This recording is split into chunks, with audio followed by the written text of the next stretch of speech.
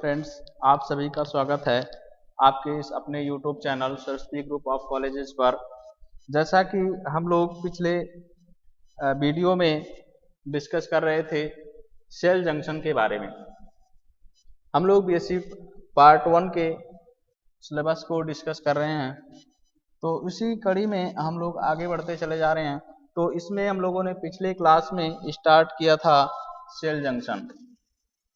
तो उसमें हम लोगों ने देखा था सेल जंक्शन होता क्या है, कितने तरह के सेल जंक्शन होते हैं, इन सारी चीज़ों पर हम लोगों ने डिस्कस किया था। तो आज हम लोग उसी को आगे बढ़ाते हुए चलेंगे। सेल जंक्शन में हम लोगों ने देखा था कि सेल जंक्शन क्या होते हैं।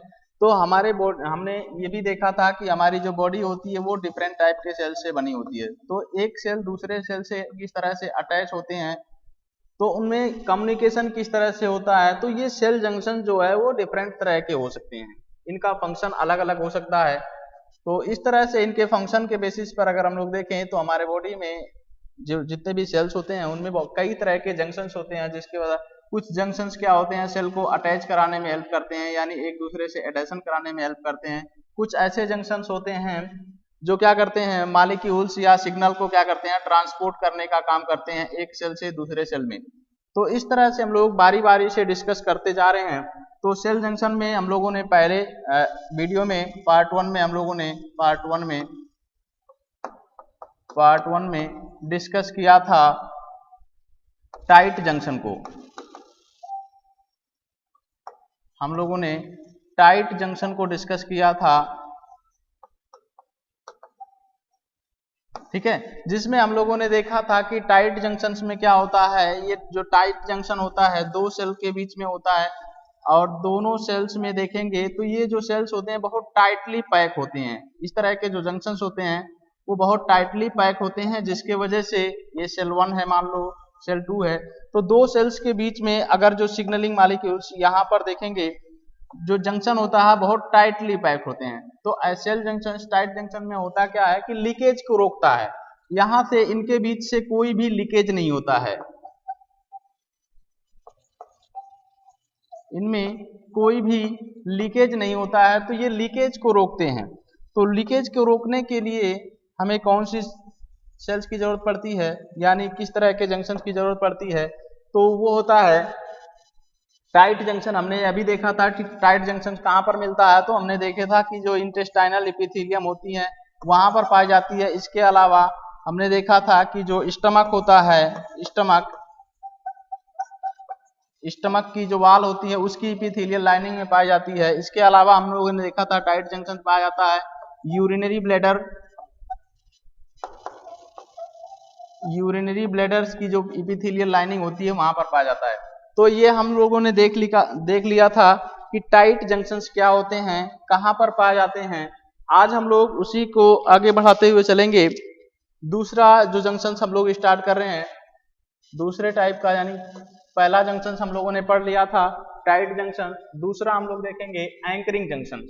तो टाइट जंक्शन का मेन फंक्शन क्या था कि वो लीकेज को रोकता था, यानी किसी भी मॉलिक्यूल या आयंस का क्या करता है, ट्रांसपोर्ट को वह बिल्कुल से रोक देता था। यहाँ पर हम लोग एंकरिंग जंक्शन की अगर हम लोग बात करेंगे तो एंकरिंग जंक्शन का मतलब ही क्या होता है, एंकर का मतलब होता है फंसाना या दो सेल्स को क्या करना, कनेक्ट कराना। तो इसका मतलब क्या होता है, ये कनेक्शन का काम करेगा, ये दो सेल्स को आपस में क्या करता है, कनेक्ट कराने का काम करता है। तो इसमें हम लोग डिस्कस कर लें।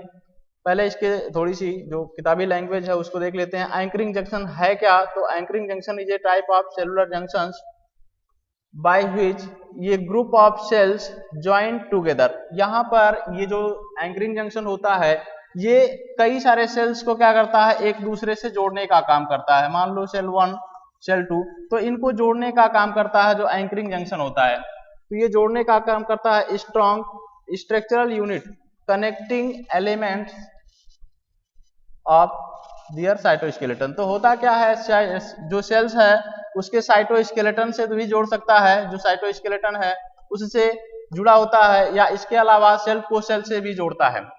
इसमें और भी देखेंगे, this type of junction situated below the zone of tight junction. तो हम लोगों ने देखा था कि टाइट जंक्शन अगर ये हम लोगों के पास एक सेल है, ठीक है, ये एक सेल है और यह दूसरा सेल है, ये दूसरा सेल है।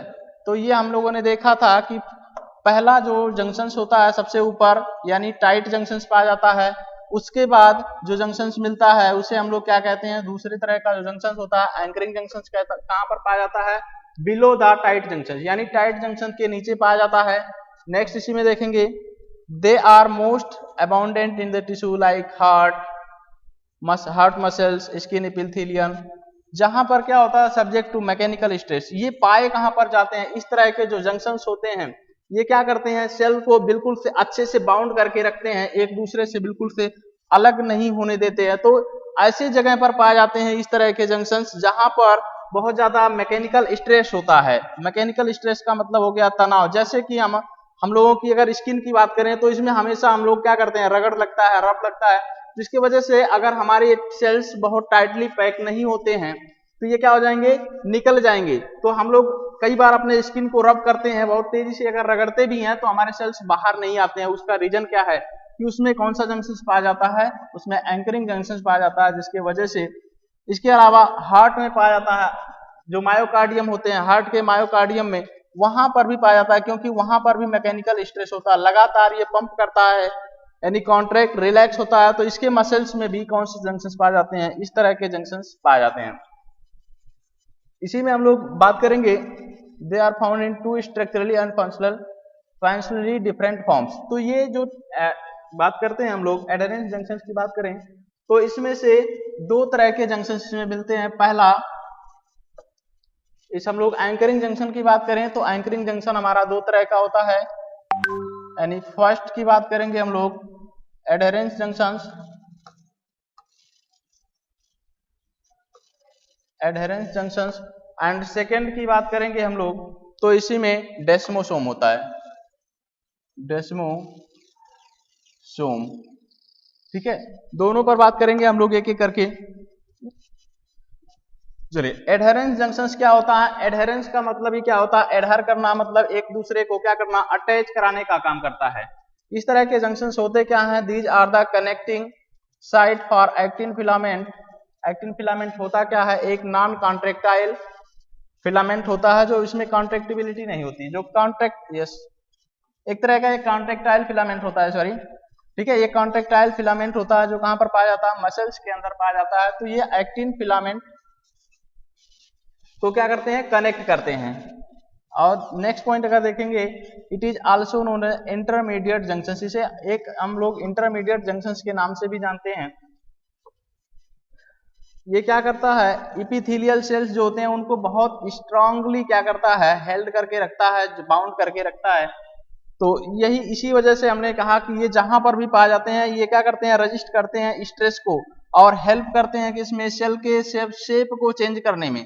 सेल अपनी शेप जो चेंज कर पाता है वो किसके वजह से कर पाता है, तो ये एडहेरेंस जंक्शंस की वजह से ही सेल अपना जो शेप है वो कर पाता है। इसके अलावा ये क्या काम करते हैं, दीज जंक्शंस कनेक्ट जो बंडल एक्टिन फिलामेंट के जो बंडल्स होते हैं उनको या तो सेल से सेल के द्वारा, सेल से सेल को कनेक्ट करते हैं या फिर सेल से ईसीएम के द्वारा को कनेक्ट करते हैं। तो इस तरह के जो जंक्शंस होते हैं ये दो काम करते हैं, या तो ये सेल को सेल से कनेक्ट करने का काम करेंगे या फिर ये सेल को ईसीएम से, एक्स्ट्रा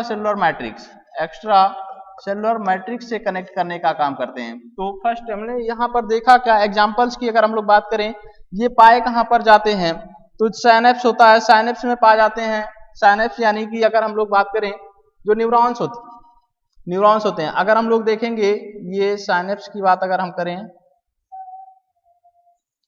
साइनेप्स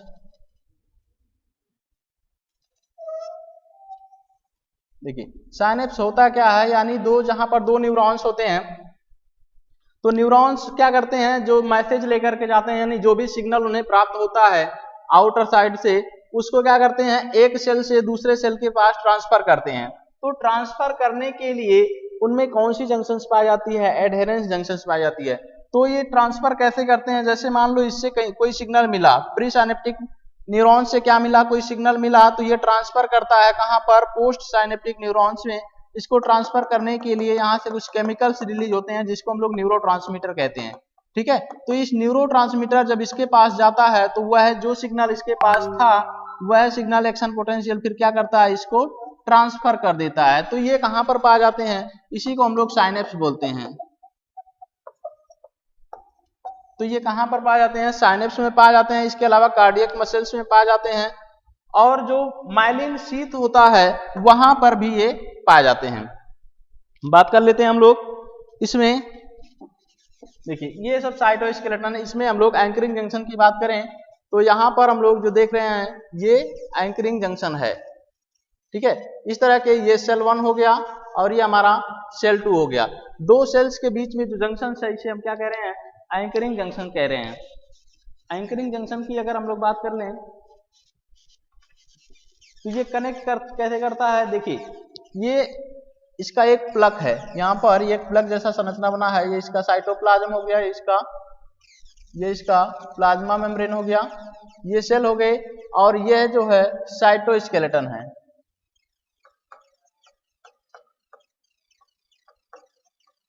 ये साइटोस्केलेटन हो गया।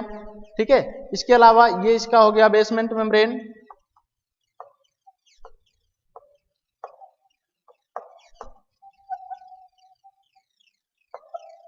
Basement membrane.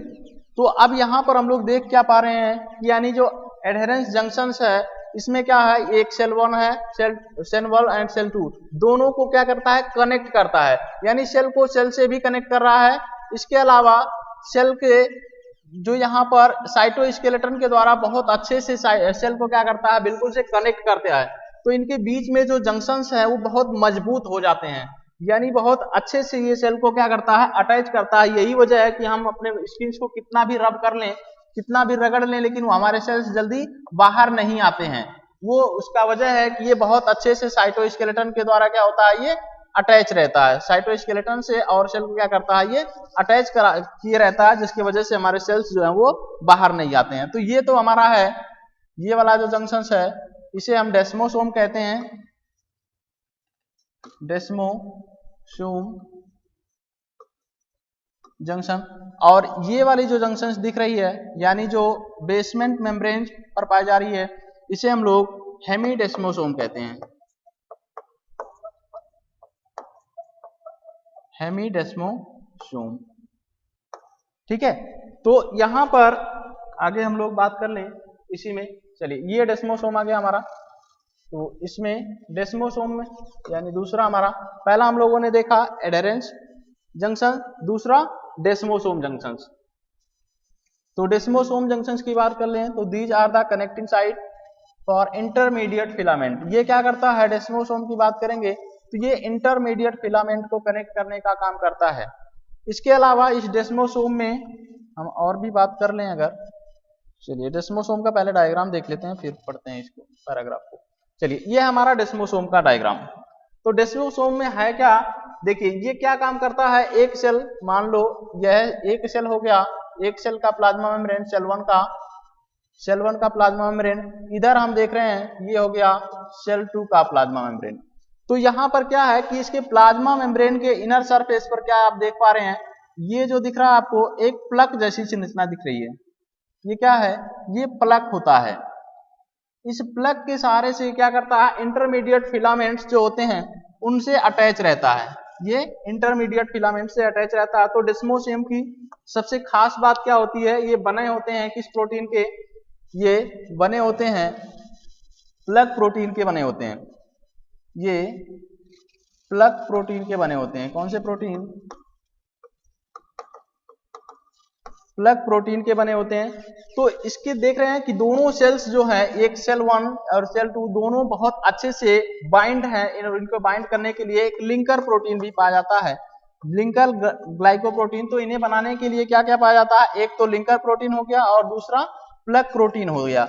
इसके अलावा और कौन इन्वॉल्व होते हैं इसमें, इंटरमीडिएट फिलामेंट भी इन्वॉल्व होते हैं। तो वही चीज हम लोग पैराग्राफ में लिखे हुए हैं, देख लेते हैं एक बार। चलिए, all this type of desmosomes arrange laterally, ये क्या होते हैं, लैटरली अरेंज होते हैं laterally on the random site of the cell membrane. Cell membrane के सरफेस पर ये रैंडमली अटैच होते हैं। इसके अलावा these junctions are fastened together into strong sheet. ये जो होते हैं सेल्स को बहुत अच्छे से बाइंड करते हैं। ये एक शीट के रूप में क्या करते हैं, सेल को बाइंड करने का काम करते हैं।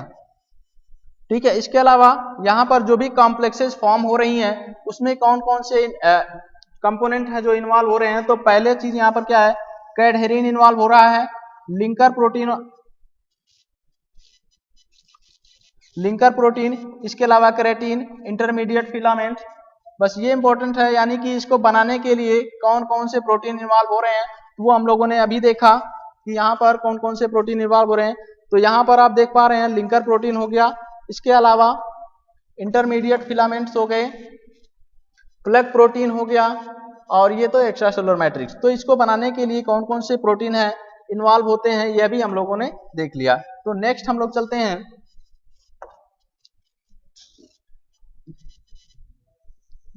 नेक्स्ट की बात करेंगे हेमीडेस्मोसोम की।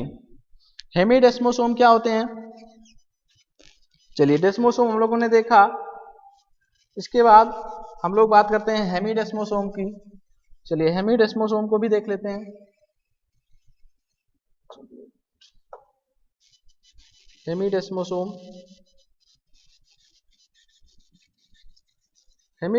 की बात करेंगे तो यह भी डेस्मोसोम जैसा ही होता है, पर हेमीडेस्मोसोम का अगर हम लोग बात करेंगे, ये मान लो एक हो गया सेल 1 और ये हो गया सेल 2, और इनको जोड़ने के लिए यह भी काम क्या करते हैं। हेमीडेस्मोसोम की बात करें तो यहाँ पर भी सेम प्रोसेस होती है। चलिए तो बात कर लेते हैं यहाँ पर हेमीडेस्मोसोम की।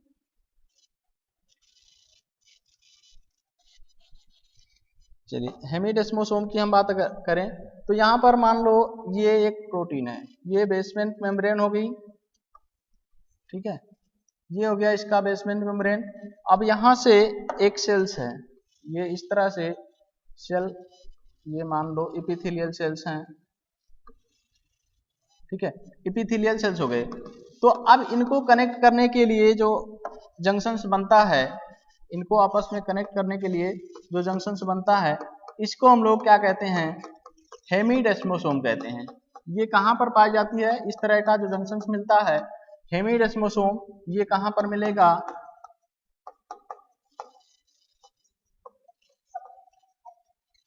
हेमीडेस्मोसोम ये कहाँ पर, बेसमेंट मेम्ब्रेन और एपिथेलियल सेल्स के बीच में मिलता है। ये हो गया बेसमेंट मेम्ब्रेन,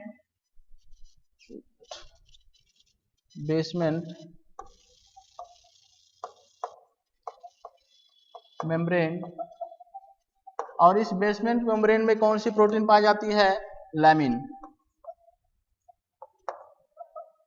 प्रोटीन पाई जाती है। और ये क्या हो गए, एपिथेलियल सेल्स।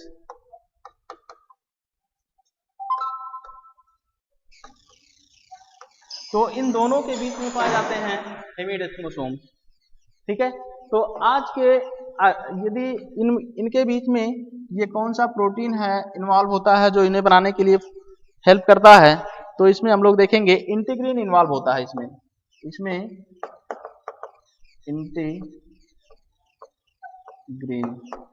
ठीक है, इसमें इंटीग्रीन इन्वॉल्व होता है। जबकि इसमें इससे पहले हम लोगों ने देखा था डेस्मोसोम में, तो यहाँ पर जो प्रोटीन इन्वॉल्व होते हैं इनको कनेक्ट कराने के लिए, उसे हम लोगों ने कहा था ये कैडहेरिन प्रोटीन भी इसमें इन्वॉल्व होते हैं। चलिए आगे हम लोगों ने अब तक कंप्लीट देख लें। हम लोगों ने टाइट जंक्शंस पढ़ा। टाइट जंक्शंस कहाँ पर पाए जाते हैं, सेल के एपिक्स पर पाए जाते हैं। यहाँ पर आप देख पा रहे हैं टाइट जंक्शंस। ये हो गया एडहेरेंस जंक्शन। एडहेरेंस जंक्शंस क्या करता है, टाइट जंक्शंस ये लीकेज को रोकता है, ये लीकेज को रोकता है। दूसरा एडहेरेंस जंक्शन क्या करता है, दो सेल्स को आपस में क्या करता है, कनेक्ट कराता है, यानी सेल को सेल से भी और सेल को ईसीएम से भी कनेक्ट कराता है। ये क्या करता है, सेल को सेल से प्लस सेल को ईसीएम से, दोनों काम ये करता है। थर्ड हम लोगों ने देखा डेस्मोसोम। डेस्मोसोम में क्या है, क्या खास बात है, इसमें ये प्लग प्रोटीन पाया जाता है। क्या पाया जाता है, प्लग प्रोटीन के हेल्प से ये अटैचमेंट कराता है। ये सब साइटोस्केलेटन है, ये सब साइटोस्केलेटन है। इसके अलावा यहाँ पर हम लोग देख पा रहे हैं कि यहाँ पर जो जंक्शन है ये गैप जंक्शन, इसको हम लोग अगले वीडियो में पढ़ेंगे। हेमिडेस्मोसोम की हम लोगों ने बात किया तो हेमिडेस्मोसोम कहाँ पर पाए जाते हैं, ये बेसमेंट मेम्ब्रेन और सेल के बीच में पाया जाता है और ये काम कर यहाँ से भी इंटरमीडिएट फिलामेंट्स अटैच रहते हैं। तो कुल मिलाकर के ये हमारे जो एडहेरेंस जंक्शंस हैं इसमें हमने देखा ये कहाँ पर पाए जाते हैं, जहां पर भी मैकेनिकल स्ट्रेस ज्यादा होती है उस तरह के सेल्स में पाए जाते हैं। चलिए कल हम लोगों यहाँ तक आपको समझ में आया होगा। अगली वीडियो में हम लोग डिस्कस करेंगे गैप जंक्शंस के लिए। तब तक के लिए आप सभी को धन्यवाद।